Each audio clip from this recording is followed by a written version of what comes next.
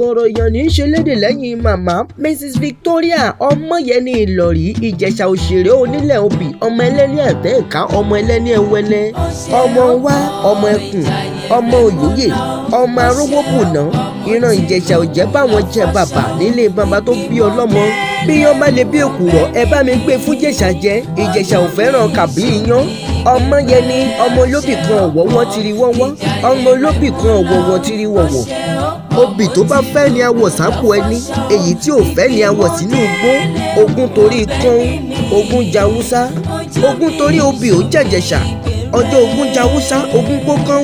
ọjọ́ ogun jẹ̀jẹ̀ṣà ogun òkóbì lọ mi ò lè ṣàgbàjẹ̀ṣà kí n má kóbì tó gbó yánrányánrán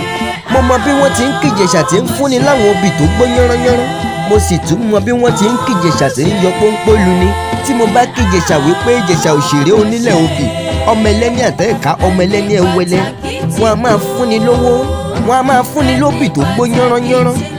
bí mo bá wá kíjẹ̀ṣà pé Ìjẹ̀ṣà ò rí di ìṣáná ilé lẹ́rú ọwá ti múná roko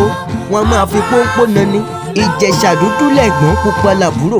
dúdú ni mo kọ́kọ́ fọmọ fún ọjọ́ inú bí dúdú nọmọ tí mo bí mo yá gbọmọ lọ́wọ́ dúdú mo fi fún pupa ìran Ìjẹ̀ṣà ní í sin tòlótòló ẹrú baba yín ní í sin pẹ́pẹ́yẹ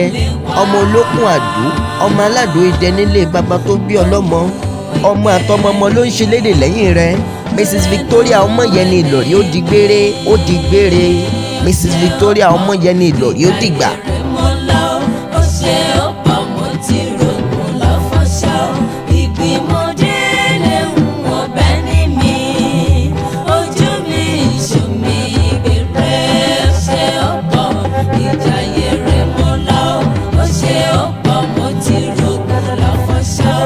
Ìgbìmọ̀ délé ń wọ bẹ́ẹ̀ ni mi